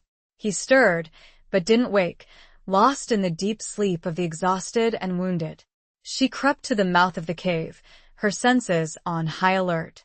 She could hear the faint rustling of leaves, the distant snap of a twig. They were close. She carefully examined the tripwire, her fingers tracing the thin, almost invisible line of silver. It was expertly placed, designed to be triggered by the slightest movement. She had to disarm it, and quickly, before Kalen woke, before the hunters arrived. She remembered her grandmother's journal, the section on hunter traps, the warnings about their cunning, their ruthlessness. She took a deep breath, calming her racing heart, focusing her mind. She used a small, sharp stone to carefully sever the wire, her hands trembling with the precision required. It was a delicate operation. One wrong move and the bell would ring, alerting the hunters to their location. Finally, after what seemed like an eternity, the wire was cut. Kasha let out a sigh of relief, her body slumping with the release of tension. But the relief was short-lived. A voice, cold and menacing, broke the silence. "Very clever, Wolf." Kasha whirled around, her hand flying to the pouch at her waist, her fingers closing around the silver ring. Standing at the mouth of the cave, silhouetted against the dawnlight, was the cloaked figure from the ridge. He lowered his hood, revealing a face that was both familiar and shocking. It was Thomas, but he was different. His eyes, once filled with a hesitant kindness, now blazed with a cold, fanatical light. He held a crossbow in his hands, loaded with a silver-tipped arrow. "Thomas," Kasha whispered, her voice choked with disbelief. What have you done?" Thomas smiled, a cruel, twisted smile. "I've embraced my destiny, Kasha," he said. "Just like you. But unlike you, I've chosen the right side. The side of humanity. The side of righteousness." He raised the crossbow, aiming it at Kasha. "I'm sorry, Kasha," he said. "I truly am. But you've made your choice. And now you have to pay the price." Kasha stood her ground, her body trembling, but her resolve firm. "You don't have to do this, Thomas," she said. "We can find another way. We can." Thomas shook his head. "There is no other way," he said. "The wolves must be eradicated. They are a threat to humanity. They are evil." He tightened his finger on the trigger. Kasha closed her eyes, bracing herself for the inevitable. Suddenly, a roar shattered the silence. Kalen, awakened by the commotion, burst from the cave, his body transformed into his wolf form, his golden eyes blazing with rage. He lunged at Thomas, knocking him to the ground, sending the crossbow flying. They wrestled, snarling and snapping, their bodies a blur of fur and movement. Kasha watched in horror, her heart pounding in her chest. She had to help Kalen, but she was afraid of her own power, afraid of losing control. Kalen was weakened, still recovering from his injuries. Thomas, fueled by his fanaticism, was surprisingly strong. He managed to break free from Kalen's grasp, scrambling to his feet, retrieving his crossbow. He aimed it at Kalen, his finger on the trigger. Kasha knew that she had to act, and fast. She focused her mind, her will, her power. She channeled the energy of the moon, the energy of the earth, the energy of the wolf within. She let out a howl, a sound that was both fierce and sorrowful. It was a cry of pain, of loss, of love. She transformed, her body shifting, her bones reshaping, her skin sprouting fur. She became a wolf, a creature of moonlight, a daughter of the Blackwood. She lunged at Thomas, her jaws closing around his arm, preventing him from firing the crossbow. He cried out in pain, dropping the weapon. Kalen joined the fight, his dark fur blending with Kasha's silver fur. Together, they overwhelmed Thomas, driving him back, forcing him to retreat. He stumbled, his eyes wide with fear and realization. He looked at Kasha, at her wolf form, at her glowing eyes. He saw the truth. "Kasha," he whispered, his voice choked with emotion. He turned and fled, disappearing into the forest, his footsteps fading into the distance. Kasha and Kalen stood together, panting, their bodies bruised and bleeding. They had won. Again. But the victory felt hollow, tainted by the betrayal, by the loss. They shifted back to their human forms, the pain of their wounds returning with a vengeance. Kasha looked at Kalen, her eyes filled with sorrow and love. "He was my friend, Kalen," she said, her voice trembling. I trusted him." Kalen reached out and took her hand, his touch gentle, his skin warm. "I know, Kasha," he said. "I know." He drew her close. Above them, a hawk circled, and on its leg was a tiny, almost imperceptible silver chain. Chapter 16. Unveiling the Ancient Prophecy. The silver chain on the hawk's leg, a seemingly insignificant detail, sent a wave of dread through Kasha. It was another marker, another sign that they were being watched, tracked, hunted. The hunters were relentless, their methods sophisticated, their reach seemingly endless. "We need to leave," Kalen said, his voice urgent. "Now." "They know where we are." They gathered their meager belongings, their wounds still aching, their bodies exhausted. They knew that they couldn't stay in the cave, that it was no longer a sanctuary, but a trap. Kalen led the way, his senses on high alert, his body tense, ready for any threat. Kasha followed close behind, her own senses heightened, her heart pounding with a mixture of fear and determination. They traveled for hours, moving through the dense forest, avoiding the main paths, sticking to the shadows. They were heading towards the mountains, towards a place that Kalen called the sanctuary, a hidden refuge where they hoped to find safety, where they hoped to plan their next move. As they traveled, Kasha couldn't shake the image of Thomas, of his betrayal, of the hatred she had seen in his eyes. It was a wound that cut deeper than any physical injury, a wound that might never fully heal. She had lost a friend, a connection to her past, a part of herself. She also couldn't stop thinking about the prophecy, the curse of the Blackwood clan, the cycle of violence that had been going on for generations. She knew that they had to find a way to break the cycle, to find a way to coexist with humanity. "Kalen," she said, her voice low, "there has to be another way. There has to be a way to end this." Kalen sighed, his shoulders slumping slightly. "I hope so, Kasha," he said. "I truly do." "But it won't be easy. The hatred runs deep. The fear is ingrained." He told her more stories of the past, of attempts at peace, of treaties that had been broken, of promises that had been betrayed. He told her of his own father, a wise and compassionate leader who had tried to bridge the gap between werewolves and humans, only to be murdered by hunters. "But there is hope, Kasha," he said, his voice firm. "There is always hope. There is an ancient prophecy." Kasha frowned. "A prophecy?"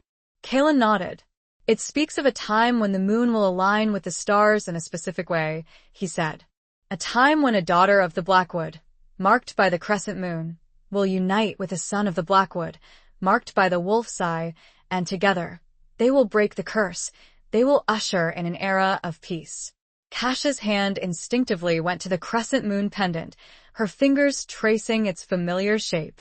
She looked at Kalen, at his golden eyes, at the faint scar above his left eye, shaped like a wolf's eye. "Us," she whispered, her voice trembling. "The prophecy, it's about us?"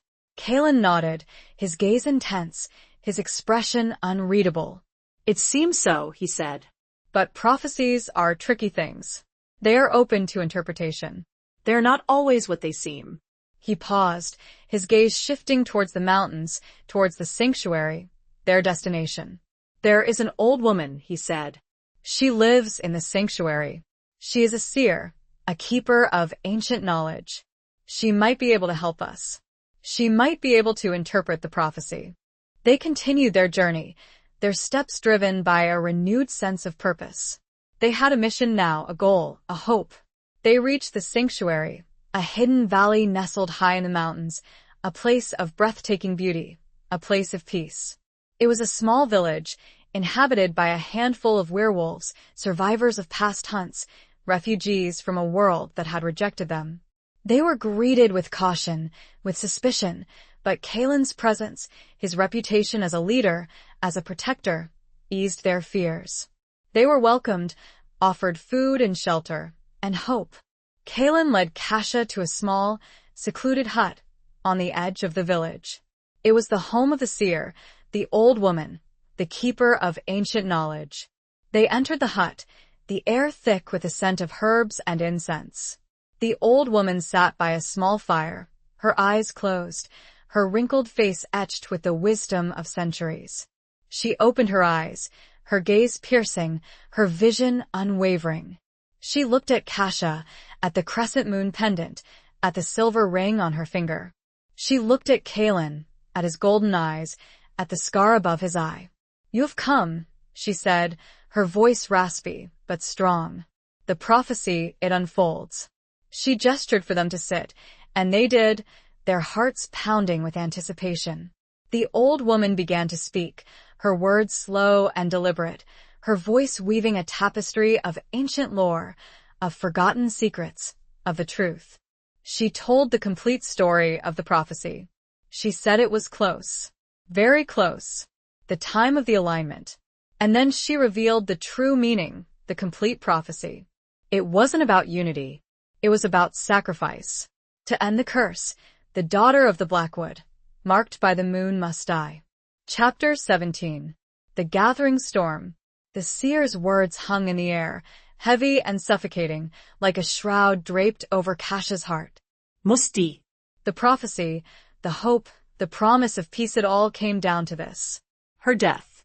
Kasha's hand instinctively went to the crescent moon pendant, her fingers tracing its familiar shape. It felt cold now, heavy, a symbol not of connection, but of sacrifice. She looked at Kalen, her eyes filled with a mixture of fear and sorrow. He was staring at the seer, his expression unreadable, his golden eyes clouded with disbelief, with rage. "No," he said, his voice low and dangerous. That's not possible. There has to be another way." The seer shook her head, her wrinkled face etched with sadness. "The prophecy is clear," she said. "It has been foretold, for centuries. The daughter of the Blackwood, marked by the moon, must sacrifice herself to break the curse, to end the cycle of violence, to bring peace." Kalen rose to his feet, his body trembling with barely suppressed fury. "I won't let it happen," he said. "I won't let her die." He turned to Kasha, his golden eyes filled with a fierce determination. "We'll find another way," he said. We'll fight it. We'll rewrite the prophecy." Kasha reached out and took his hand, her touch gentle, her skin warm. She squeezed his hand, her heart aching with a mixture of love and resignation. "Kalen," she said, her voice soft. Maybe this is the way. Maybe this is my destiny." Kalen shook his head, his eyes filled with pain. "No," he said. "I won't accept that. I won't lose you." He turned back to the seer, his voice pleading. "There has to be something else," he said. "Another interpretation. Another solution." The seer looked at him, her eyes filled with compassion. "There is always hope, child," she said. "But hope often comes at a price. The prophecy is a powerful force, a current that cannot be easily diverted. But it is not always absolute." She paused, her gaze shifting towards the fire, towards the dancing flames. "There is a ritual," she said. "An ancient ritual, rarely performed, dangerous and unpredictable. It is a ritual of substitution. Kaelin frowned. Substitution? The seer nodded. A way to shift the burden of the prophecy, she said. To transfer the sacrifice from one soul to another. Kasha's breath hitched. Who? She whispered. Who would take my place? The seer looked at Kaelin, her eyes filled with warning. It must be someone of the Blackwood lineage, she said. Someone who is willing to offer themselves. Someone who is strong enough to bear the burden. Kaelin understood. He knew what she was suggesting. He knew what she was asking. He looked at Kasha, his golden eyes filled with a mixture of love and terror. No, he said. Absolutely not. I won't let you do it. I won't let anyone else do it. But the seed had been planted. The possibility, however remote, however dangerous, had been presented. A way to save Kasha, a way to defy the prophecy. The seer rose to her feet, her movements slow and deliberate. The time of the alignment is near, she said. You must decide. And you must decide quickly. She left the hut, her figure disappearing into the shadows, leaving Kasha and Kaelin alone with their thoughts, with their fears, with their choices. The storm that had been brewing for days finally broke. Thunder rumbled in the distance. Lightning flashed across the sky, illuminating the valley, illuminating the conflict. Kaelin paced the small hut, his body tense, his mind racing. He was torn between his love for Kasha and his desire to protect her, between his hope for a future together and his fear of losing her forever. Kasha sat by the fire, watching him, her heart aching with a mixture of love and sorrow. She knew what he was thinking. She knew what he was considering. She reached out and touched his arm, stopping his restless pacing. Kaelin, she said, her voice soft. Don't. He looked at her, his golden eyes filled with pain.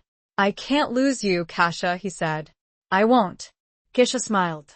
A sad, knowing smile. You won't lose me, she said. I'll always be with you. In your heart. In your soul. She stood up and embraced him, holding him close, her body trembling. She felt his warmth, his strength, his love. Whatever happens, she said, her voice choked with emotion. I love you, Kaelin. Always. Kaelin held her tight, his arms wrapped around her, his face buried in her hair. I love you too, Kasha, he whispered. More than anything. They stood there, embracing, their hearts connected, their souls intertwined, as the storm raged outside, as the prophecy unfolded, as the future remained uncertain. High on a distant peak, Ronan watched the storm, a cruel smile playing on his lips. The alignment was close. And he had his own plans. Chapter 18. A choice between duty and desire. The storm raged, mirroring the turmoil within Kasha and Kaelin. The seer's words echoed in their minds, the prophecy a heavy weight on their souls. Sacrifice. Substitution. Choice. Kaelin was adamant. He wouldn't let Kasha die. He wouldn't let anyone else sacrifice themselves for her. He would find another way, a way to defy the prophecy, a way to save the woman he loved. But Kasha was torn. She loved Kaelin, more than anything, but she also felt a sense of duty, a responsibility to her lineage, to her people, to the future. If her death could bring peace, could end the cycle of violence, could break the curse, was it not worth it? They spent the night in the seer's hut, unable to sleep, unable to find peace. They talked, they argued, they cried, they loved. As dawn approached, the storm began to subside. The thunder faded, the lightning ceased, the rain softened to a drizzle. A pale, ethereal light filtered through the small window, illuminating their faces, revealing the exhaustion, the fear, the determination. Kaelin had made a decision. He wouldn't let Kasha sacrifice herself. He wouldn't let anyone else sacrifice themselves. He would find another way. I'm going to talk to the elders, he said, his voice firm. There has to be something in the ancient texts, in the old lore, that the seer has overlooked. A loophole, a different interpretation. Kasha nodded, her heart heavy with a mixture of hope and dread. She knew that Kaelin was grasping at straws, that the prophecy was clear, that the seer's words were true. But she couldn't bear to crush his hope. to extinguish the flicker of determination in his golden eyes. Kaelin left the hut, heading towards the center of the village, where the elders gathered. Kasha stayed behind, her mind racing, her heart aching. She thought about her grandmother, about her life, about her sacrifices. She thought about the journal, about the stories of the Blackwood clan, about the curse. She thought about the ritual of substitution, about the possibility of shifting the burden of the prophecy to someone else. An idea began to form in her mind, a dangerous idea, a desperate idea, a selfless idea. She remembered Ronan, the rogue wolf, driven by ambition, by hatred, by a lust for power. He was of the Blackwood lineage. He was strong. He was expendable. If she could somehow convince Ronan to take her place, to perform the ritual of substitution, to sacrifice himself, it was a long shot, a near impossible task. But it was a possibility, a way to save Kaelin, a way to save the others, a way to fulfill the prophecy without sacrificing herself. She knew that it was a dangerous plan, that it could easily backfire, that it could cost her her life. But she was willing to take the risk. She had to. She left the hut, following Kaelin's path, towards the center of the village. She had to find him, to tell him her plan, to convince him. She found him standing outside the council hut, surrounded by the elders, his face etched with frustration, his golden eyes filled with despair. He had found nothing. The ancient texts, the old lore, offered no solutions, no loopholes, no different interpretations. The prophecy was clear. The sacrifice was inevitable. Kasha approached him, her heart pounding in her chest. She took his hand, her touch gentle, her skin warm. "Kaelin," she said, her voice low. "I have an idea." She told him her plan, her voice trembling, but firm. She told him about Ronan, about the ritual of substitution, about the possibility. Kaelin listened, his expression unreadable, his golden eyes searching hers. He was torn between his love for Kasha and his desire to protect her, between his hope for a future together and his fear of losing her forever. "It's too dangerous, Kasha," he said, his voice hoarse. "I won't let you do it. I won't let you risk your life." Kasha smiled, a sad, knowing smile. "It's my choice, Kaelin," she said, "and I choose this." She squeezed his hand, her heart filled with a surge of love, of determination. "I love you, Kaelin," she said. "Always." She turned and walked away, heading towards the edge of the village, towards the forest, towards Ronan. Kaelin watched her go, his heart breaking, his soul shattered. But on the distant horizon the sky began to darken again. Not with storm clouds, but with something else. Something worse. Chapter 19. The Last Stand at Blackwood Manor. The darkening sky wasn't a natural phenomenon. It was a swirling vortex of shadows, a tangible manifestation of dark magic, of ancient power. It was Ronan's doing. Kasha knew it instinctively. He was making his move. He was coming for her. He was coming for the prophecy. Kasha continued walking, her steps determined, her heart pounding with a mixture of fear and resolve. She had to reach Ronan, to confront him, to convince him. She entered the forest, the shadows deepening around her, the air growing cold, the scent of decay filling her nostrils. She felt Ronan's presence, his power, his hatred. She reached a clearing, the same clearing where she had first met Kaelin, the same clearing where the ancient oak stood, its branches reaching towards the sky like the arms of a giant. Ronan was waiting for her, his wolf form large and imposing, his fur a dark, almost black, color. His eyes glowed with a fierce, amber light, filled with malice and desire. He was not alone. He had gathered a small pack of rogue wolves, loyal to him, drawn to his power, his ambition. "Well, Ronan said, his voice a chilling rasp. "The sacrificial lamb comes willingly to the slaughter." Kasha didn't flinch. She stood her ground, her body trembling, but her resolve firm. "I'm not here to be slaughtered, Ronan," she said. "I'm here to offer you a deal." Ronan laughed, a harsh, guttural sound. "A deal?" he said. "What could you possibly offer me, little wolf? I have everything I need. Power. Followers. And soon the fulfillment of the prophecy." Kasha took a deep breath, calming her racing heart, focusing her mind. I can offer you redemption, she said. A chance to break the curse. A chance to be remembered as a hero, not a villain. She told him her plan, her voice clear and steady, her eyes locked with his. She told him about the ritual of substitution, about the possibility of shifting the burden of the prophecy to him. Ronan listened, his amber eyes narrowed, his expression unreadable.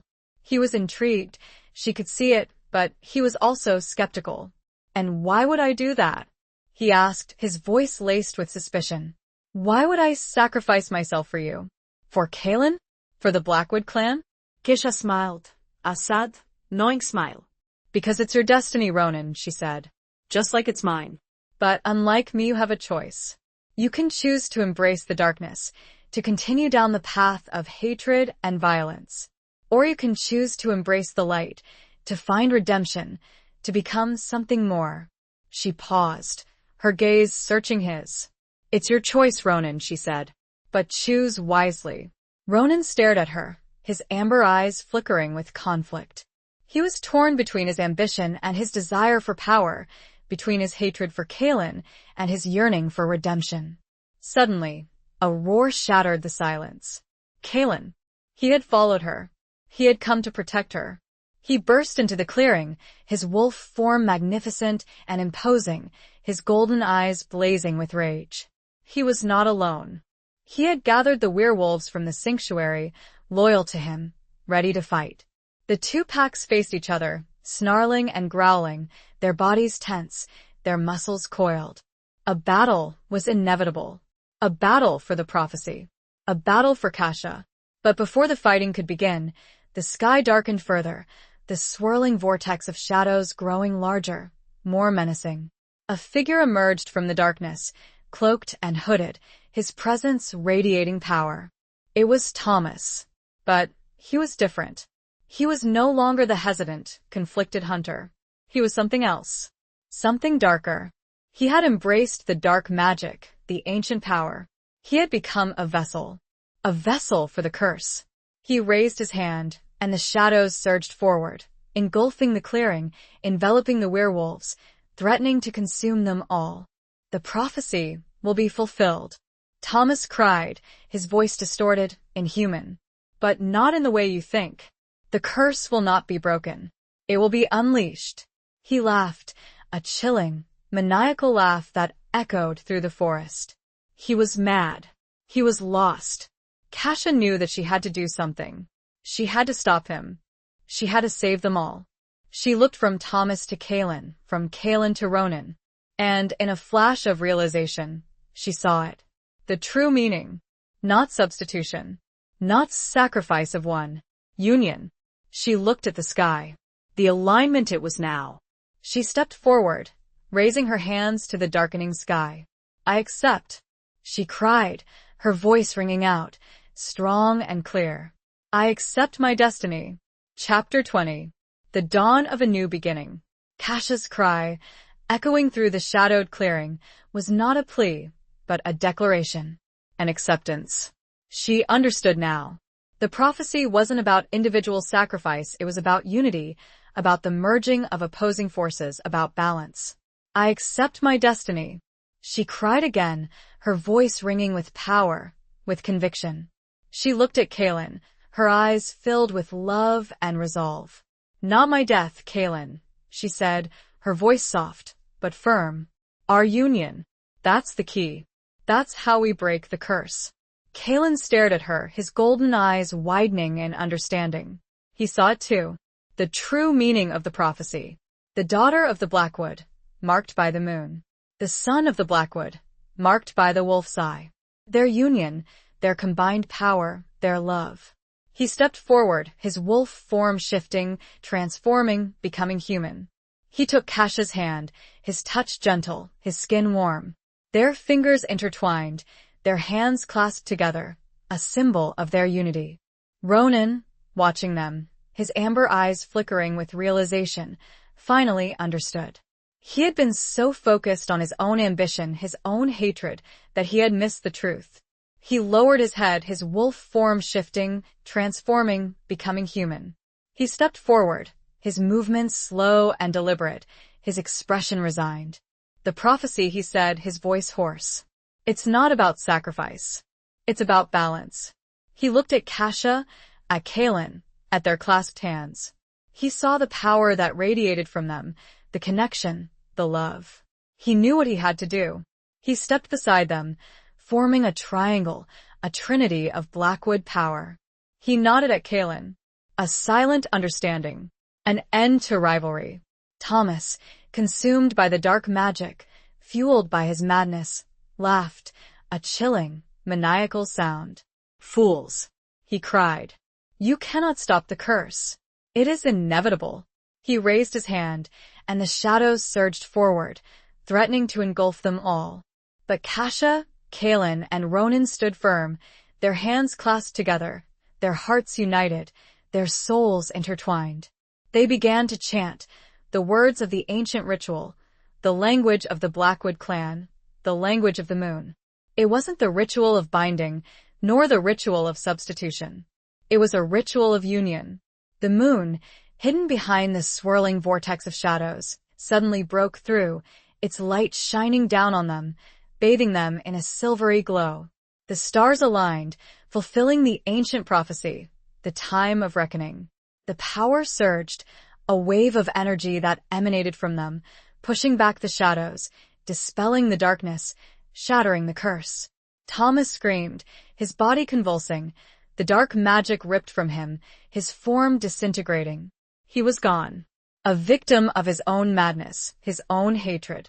The shadows receded, the sky cleared, the moon shone brightly, illuminating the clearing, illuminating the transformation. The curse was broken. The cycle of violence was ended. Kasha, Kaelin, and Ronan stood together, their hands still clasped, their bodies trembling with the aftershocks of the power surge. They had done it. They had fulfilled the prophecy. They had brought peace. The werewolves from both packs, witnessing the miracle, howled, a sound of joy, of relief, of unity. Ronan looked at Kasha, at Kaelin, his eyes filled with gratitude, with respect. Thank you, he said, his voice soft, for showing me the way. He turned and walked away, disappearing into the forest, his future uncertain, but his path clear. He was no longer a rogue wolf, driven by ambition and hatred. He was something more. Kasha and Kaelin stood alone, their hands still clasped, their hearts connected, their souls intertwined. They looked at each other, their eyes filled with love and hope. We did it, Kasha whispered, her voice choked with emotion. Kaelin smiled, a true, genuine smile that reached his golden eyes. We did, he said. Together. He leaned down and kissed her, a tender, passionate kiss that sealed their bond, that celebrated their victory, that promised a future filled with love, with peace, with happiness. The moon shone brightly above them, a silent witness to their union, to their triumph, to the dawn of a new beginning. The wind whispered through the trees, carrying the scent of pine and damp earth, and, for the first time in centuries, no trace of blood. Epilogue. The years that followed were not without their challenges. Old prejudices died hard, and the fear of werewolves lingered in some corners of the world. But the tide had turned. The breaking of the curse, the visible unity of the Blackwood clan, and Kasha and Kaelin's unwavering commitment to peace, slowly, gradually, began to change hearts and minds. The sanctuary flourished, becoming a haven not just for werewolves, but for anyone seeking refuge from a world that judged them, that feared them, that misunderstood them. Kasha and Kaelin, working together, established a council, a governing body that represented all members of the community, ensuring fairness, justice, and harmony. They traveled, sharing their story, promoting understanding, advocating for coexistence. They met with resistance, with skepticism, with occasional violence. But they persevered, their love for each other, their belief in their mission, their unwavering hope, sustaining them. Ronan, true to his word, became a force for good. He used his strength, his cunning, his knowledge of the darker corners of the world to protect the innocent, to fight injustice, to atone for his past. He never rejoined the Blackwood clan, preferring to walk his own path, but he remained a valuable ally, a trusted friend, a redeemed soul. Thomas was never seen again. Some whispered that he had been consumed by the very darkness he had embraced, that he had become a shadow, a lost soul, wandering the earth, forever tormented by his failure. Others believed that he had simply vanished, that he had fled, seeking refuge in some remote corner of the world, forever haunted by his betrayal. Kasha and Kaylin, despite their busy lives, always found time for each other. They would often return to the clearing, to the ancient oak, to the place where it all began. They would stand hand in hand, bathed in the moonlight, remembering the challenges they had overcome, the sacrifices they had made, the love that had sustained them. They never forgot the prophecy, the seer's words, the near sacrifice. But they also never forgot the true meaning, the lesson they had learned. That unity, not division, that love, not hate, that balance, was the key to true peace.